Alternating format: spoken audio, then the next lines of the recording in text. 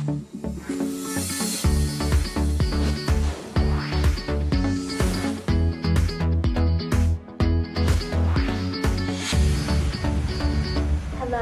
my name is Francine Scaboria and I work at Safe Berks. Safe Berks is the local nonprofit which serves survivors of domestic violence and sexual assault. Our services are free, they're confidential, they're available 24 hours a day, 365 days a year, and they're available in English, Spanish, or any other language needed. And now I would like to introduce our guest today, Natasha Turczynski, who is the primary prevention specialist at Safe Berks. Welcome, Natasha, and thanks for being on the show today. Thanks, and thanks for having me. Definitely. Natasha, I know you're part of the Education and Outreach Department at Safe Berks, and one of the events that the Education Department offers each year is our Silent Witness March and Dedication.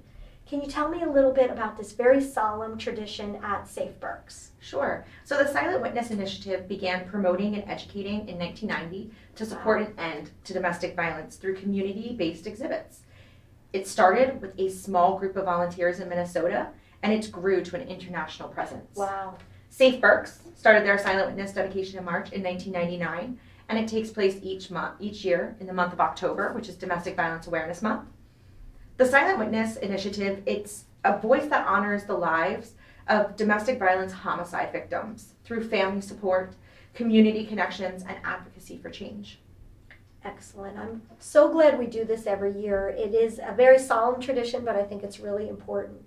It is truly tragic that since we started keeping records at Safe Berks in 1999, 66 Berks residents have been killed by domestic violence.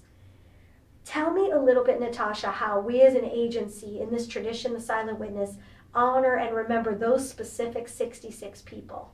So during the event, or the march, which is silent, participants will walk down. We start at Safe Berks and we end at Reading Community College. We hold the silhouettes, which are life-sized silhouettes, which represents one person who lost their life due to domestic violence. On the silhouettes, there are shields bearing the name and story of women, men, children, and pets who once lived, worked, had neighbors, family, and friends, whose lives ended violently at the hands of their husbands, their wives, partners, and acquaintances right here from Berks County. Throughout the whole month of October, and sometimes into November, the Education Outreach Department does move the exhibit to local colleges.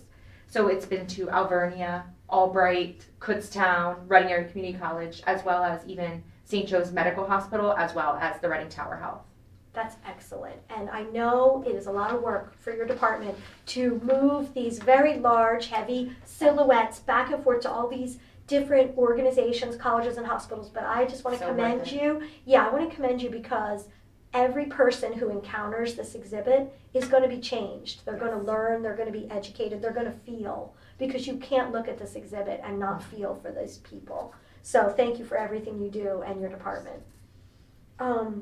Tell me a little bit about the actual march. I know we meet up at Safe Berks, and who are the people that usually come to this march every year? Right, so each year we do invite all the families of the victims, the friends of victims. We invite the public to attend.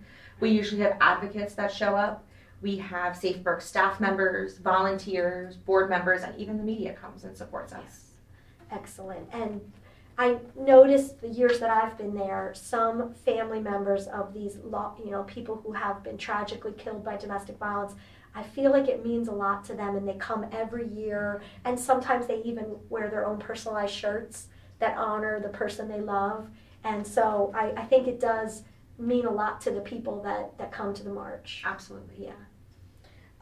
When we get to Reading Area Community College, tell me a little bit about the ceremony that takes place. Sure. So sometimes there are testimonials and stories shared by the families of those we lost. We usually have speakers, as well as a dedication to the new names being added to the list and the victims that have passed. Following the dedication, we usually have a lunch together to show our support and compassion for the victims and the victims' families. And I think that means a lot too, is that after the whole march and the ceremony, it's very emotional. There are many tears shed that day. And then there's a time to sit together and have lunch and talk, and I think that's really nice that we have that time together. Why do you think the Silent Witness Project is important? So many men, women, and children each year die in acts of domestic violence across the United States. Each one has a story that needs to be told, and we have to use our voices to tell their stories. Exactly. So true. And that's why I think all of us are drawn to work at Safe Berks, that we want to end this and we want to honor these people. And when we talk about abusive relationships, what are some of the red flags of an abusive relationship? Because that might help avoid any more of these tragedies. Absolutely.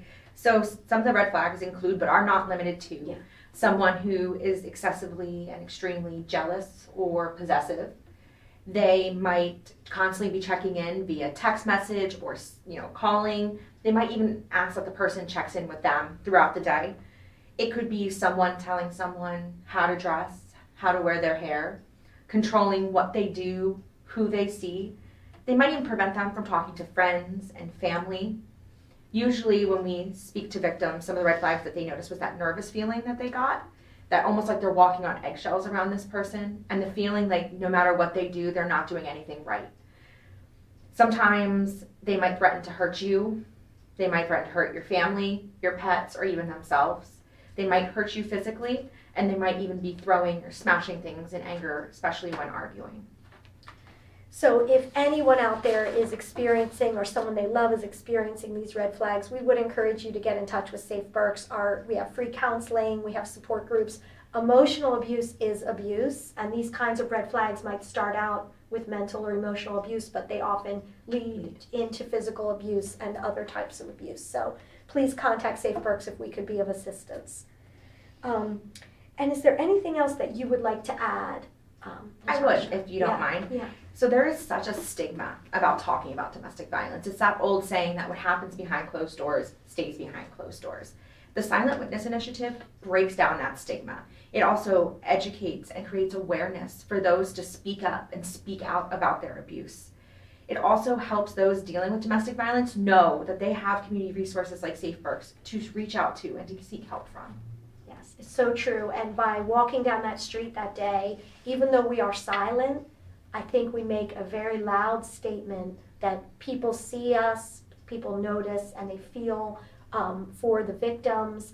And also everything else we do, the education department out there every day in schools, colleges, sporting events, churches, community events. You're out there breaking down that stigma every day and getting out the information. So thank you. Absolutely. For everything you do. So anyone who would like more information about Safe Berks and all our free services, whether it's our education and outreach programs, counseling, our legal advocacy, our medical advocacy, check out our website. We're at www.safeberks.org. Together, we can build a safe world.